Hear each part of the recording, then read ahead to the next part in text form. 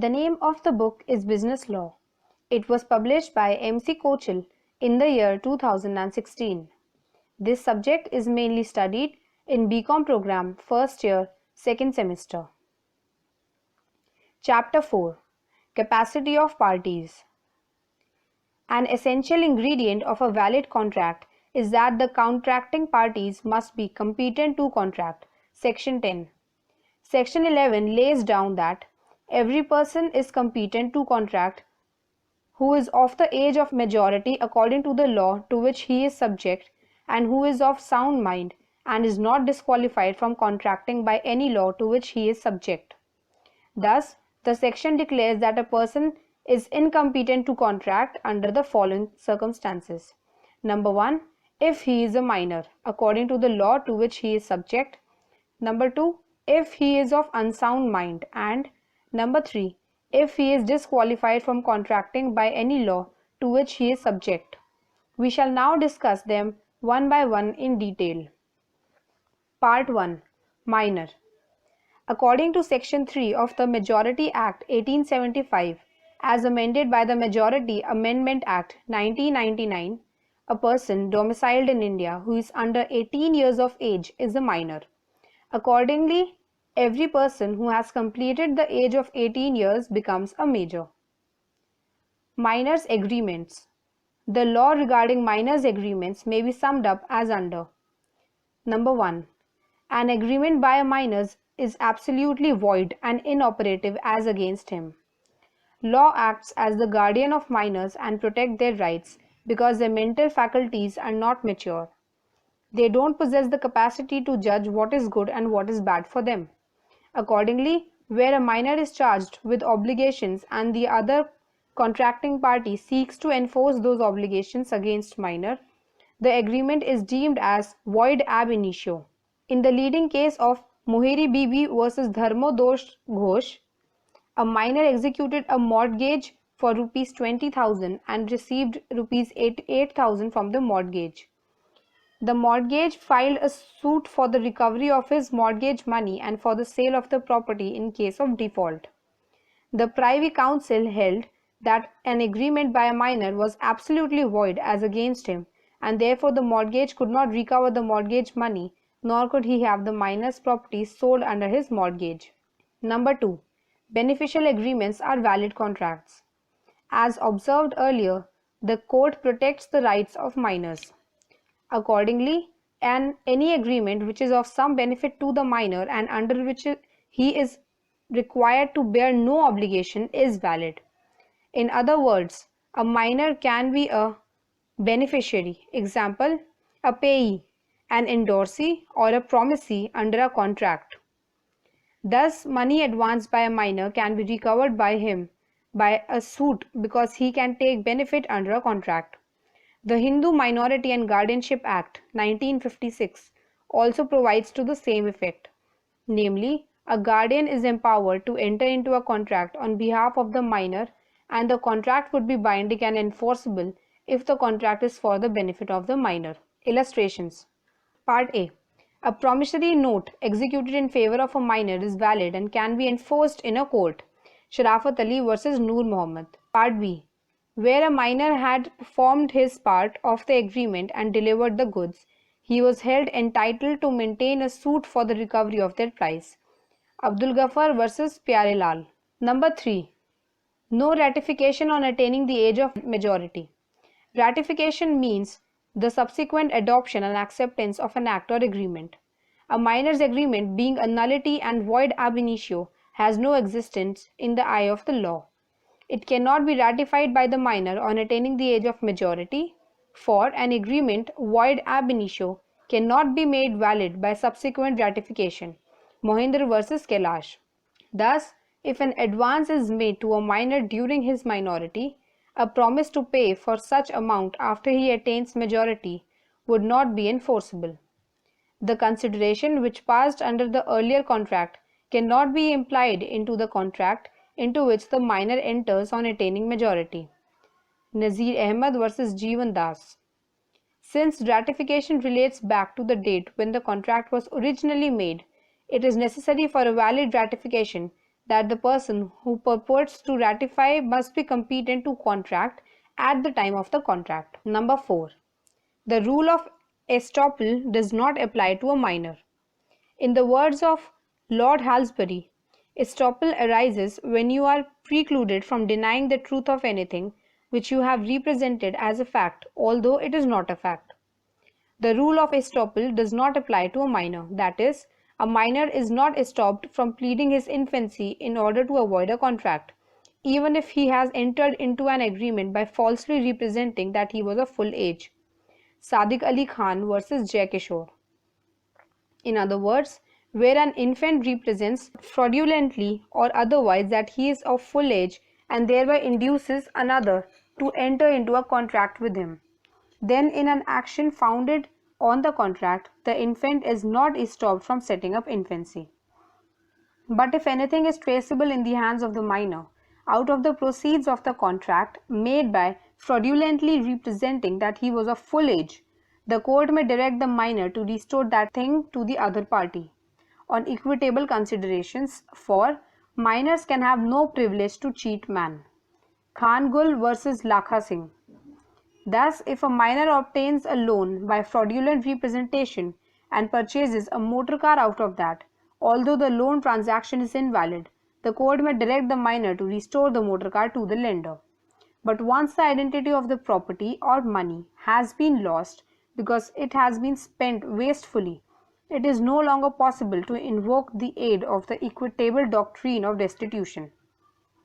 Again, it may be noted that restoration is allowed only when a minor commits fraud by misrepresenting his age, because Section 65 expressly prohibits restoration in cases which are known to be void. Number 5. Minor's liability for necessaries. The case of necessaries supplied to a minor is governed by Section 68 of the Contract Act, which provides that if a person incapable of entering into a contract, or any one of whom he is legally bound to support, is supplied by another person with necessaries suited to his condition in life, the person who has furnished such supplies is entitled to be reimbursed from the property of such incapable person. Illustrations. A supplies B a lunatic, which necessaries suitable to his condition in life. A is entitled to be reimbursed from B's property. Part B. A supplies the wife and children of B a lunatic, which necessaries suitable to their condition in life. A is entitled to be reimbursed from B's property. Thus, Section 68 confers a quasi-contractual right on the supplier of necessaries to a person incapable of entering into a contract, or to have any one whom he is legally bound to support. But a minor is not personally liable, it is his property only which is liable. Therefore, if a minor owns no property, the supplier will lose the price of necessaries. Even where a minor owns property, the supplier will get a reasonable price and not the price agreed to by the minor. What is a necessary article is to be determined with reference to the status and circumstances of the particular minor. Objects of mere luxury are not necessaries, nor are objects which, though of real use, are excessively costly. Food and clothing may be taken as simple examples of necessaries. Number 6. Specific performance. Specific performance means the actual carrying out of the contract as agreed. Since an agreement by a minor is absolutely void, the court will never direct specific performance of such an agreement by him. But a contract entered into on behalf of a minor by his guardian or by the manager of his estate is binding on the minor and can be specifically enforced by or against the minor, provided Part A. The contract is within the authority of the guardian or manager, and Part B. It is for the benefit of the minor. Thus, it was held in Gujoba Tulsiram versus Neelkant that a contract of sale of immovable property by the guardian of minor for the minor benefit may be specifically enforced by either party to the contract. Number 7. Minor partner. A minor being incompetent to contract cannot be a partner in a partnership firm, but under Section 30 of the Indian Partnership Act, he can be admitted to the benefits of partnership with the consent of all the partners by an agreement executed through his lawful guardian with the other partners. Such a minor will have a right to such share of the property or profits of the firm may be agreed upon, and he would have access to and inspect and copy of the accounts of the firm. The minor cannot participate in the management of the business and shall not share losses except when liability to third parties has arisen, but then too up to his share in the partnership assets. He cannot be made personally liable for any obligations of the firm, although he may, after attaining majority, accept those obligations if he thinks fit to do so. Number 8. Minor agent. A minor can be an agent. He shall bind the principal by his acts done in the course of such an agency, but he cannot be held personally liable for negligence or breach of duty. Thus, in appointing a minor as an agent, a principal runs a great risk. Number 9. Minor and insolvency. A minor cannot be adjudicated as insolvent, for he is incapable of contracting debts. Even for necessary supplies to him, he is not personally liable. Only his property is liable. Number 10. Contract by minor and adult jointly. Where a minor and an adult jointly enter into an agreement with another person, the minor has no liability, but the contract as a whole can be enforced against the adult. Jamnabai vs. Vasanta Rao. In Sani Das vs. Ramchand, where there was a joint purchase by two vendees, one of whom was a minor, it was held that the vendor could enforce the contract against the major vendee. Number 11. Surety for a minor. When in a contract of guarantee, an adult stands surety for a minor, the adult is liable under the contract, although the minor is not, as far as there is direct contract between the surety and the third party. Kashiba vs. Shripat. In fact, in such a case, there cannot be a contract of guarantee in the true sense. The Bombay High Court considered the question in Manju Mahadeo vs. Shivappa Manju and held that if a minor could not default, the liability of the guarantor, being secondary, does not arise at all. Similar decisions has been given by Madras High Court in Idvavan Nambiar vs. Mulani Raman. Number 12. Position of minor's parents. The parents of a minor are not liable for agreements made by a minor, whether the agreement is for the purchase of necessaries or not. The parents can be held liable only when the child is contracting as an agent for the parents. Number 13. Minor shareholder. A minor, being incompetent to contract, cannot be a shareholder of the company. A company can also refuse to register transfer or transmission of shares in favor of a minor unless the shares are fully paid. It follows from it that a minor, acting through his lawful guardian, may become a shareholder of the company in case of transfer or transmission of fully paid shares to him. Logically also, if a minor could legally hold property in his name, it would be wrong to debar him from holding fully paid up shares in his own name. Number 14. Minor's liability in tort. A tort is a civil wrong, not having its genesis in contractual or equitable relationship, for which the ordinary remedy is damages. A minor is liable for his tort unless the tort is in reality a breach of contract. Thus, where a minor hired a horse for riding and injured it by overriding, he was not held liable.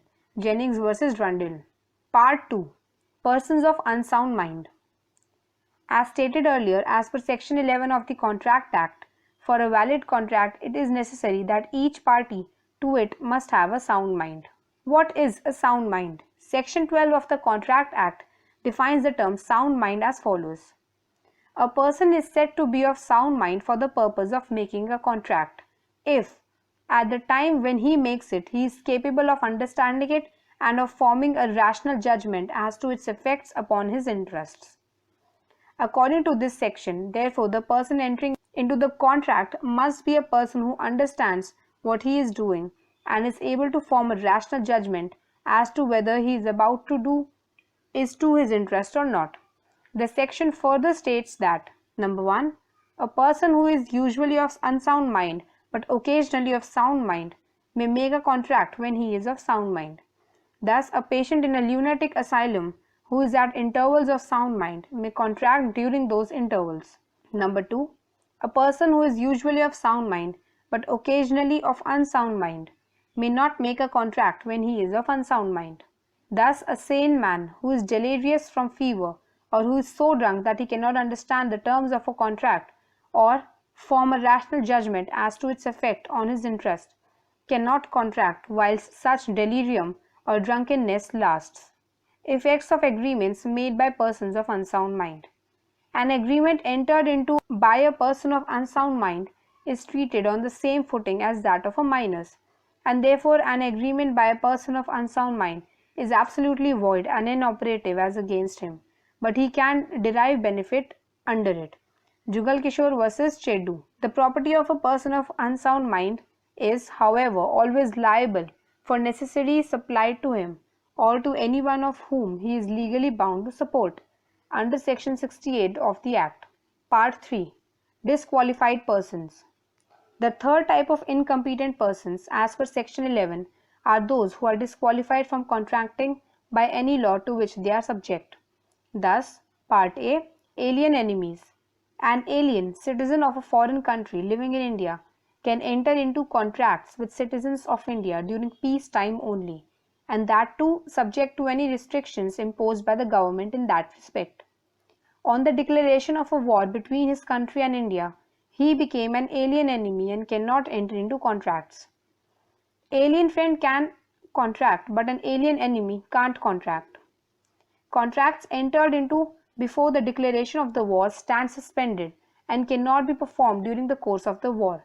Of course, they can be revived after the war is over, provided they have not already become time-barred. Part B. Foreign sovereigns and ambassadors.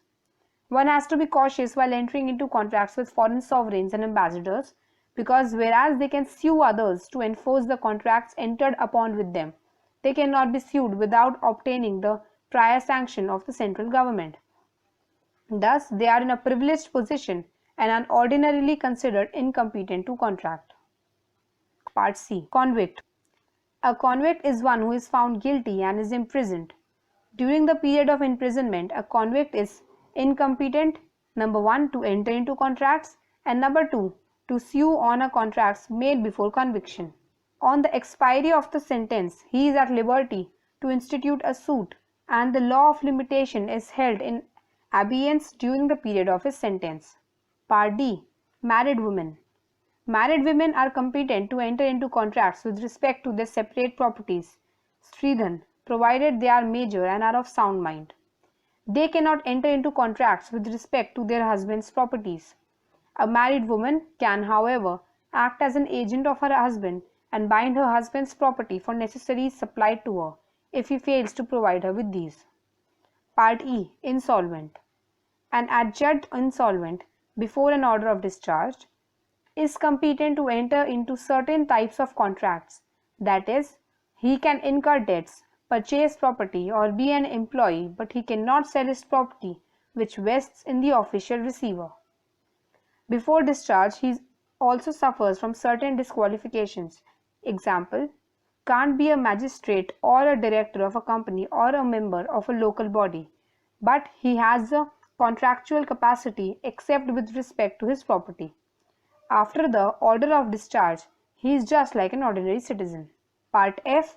Joint stock company and corporation incorporated under a special act, like LIC or UTI. A company, corporation, is an artificial person created by law.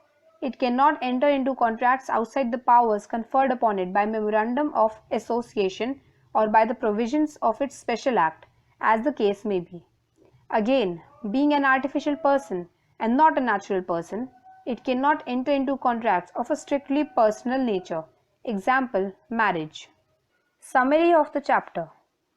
Capacity of parties. The section declares that a person is incompetent to contract under the following circumstances. Number 1, if he is a minor according to the law to which he is subject. Number 2, if he is of unsound mind.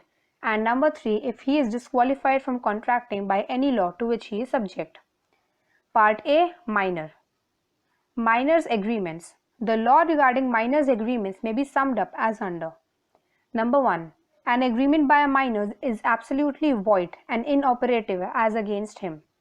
Number 2. Beneficial agreements are valid contracts. Number 3. No ratification on attaining the age of majority.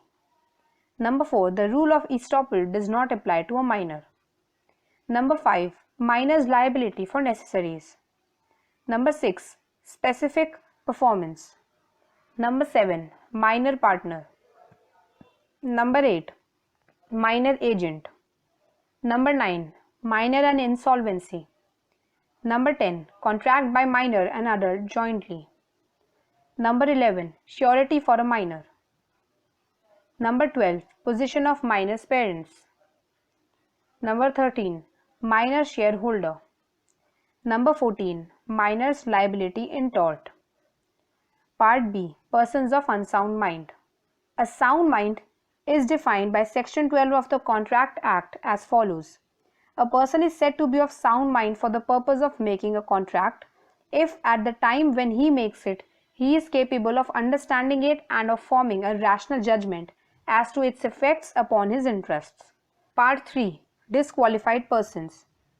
Disqualified from contracting by any law to which they are subject. Such persons can be categorized into the following. Number 1. Alien enemies. Number 2. Foreign sovereigns and ambassadors. Number 3. Convict. Number 4. Married women. Number 5. Insolvent. Number 6. Joint stock company and corporation incorporated under a special act. Text questions. Question 1. What do you understand by capacity to contract? What is the effect of agreements made by persons of unsound mind? Question 2. Discuss in detail the provisions of law relating to minors' agreements. Question 3. Discuss with suitable illustrations the law relating to validity of contracts by minors. Question 4. Apart from minority and unsoundness of mind, the capacity to contract of a person may be affected by virtue of any special law to which he is subject. Comment on the statement. Practical problems. Attempt the following problems giving reasons for your answers. Question 1. A. An infant obtains a loan from B. Can A be asked to repay the money? Hint. No. A cannot be asked to repay the money. A minor's agreement is void ab initio as against him. Mohari Bibi versus Dharmodas Ghosh. Question 2. A. A minor lends rupees 1000 against a promissory note executed in his favor. Is the borrower liable to repay the money? Hint. Yes, the borrower is liable to repay the money to the minor because the law protects the right of minors. That is, a minor can take benefit under a contract. Example, he can be a payee or a promisee. Question 3. A minor fraudulently represented to a moneylender that he was of full age and obtained a loan of rupees 5000. Has the moneylender any right of action against the minor for the money lent or for damages for fraudulent misinterpretation? Hint. No, the moneylender does not have any right against the minor on either of the grounds because the rule of estoppel does not apply to a minor. Of course, if anything is traceable in the hands of the minor out of the amount of loan so obtained, the court may direct the minor to restore that thing to the other party on equitable consideration, for minors can have no privilege to cheat man. Question 4. A. An infant borrows rupees 2000 from B and executes a promissory note for the amount in favor of B. On his attaining majority, the minor executes another promissory note in lieu of the first, which is then cancelled. Is the second promissory note valid? Hint. The second promissory note is invalid, for a minor's agreement, being void ab initio, cannot be made valid by subsequent ratification. Mohindra versus Kailash. Question 5. A renders some service to B during his minority at the request of B. B, on attaining majority, enters into an agreement with A to compensate A for services rendered during B's minority. Is the agreement valid? Hint. Yes, the agreement is valid and the promisee could enforce it, as it is covered within the purview of the exception to consideration as given in section 25(2).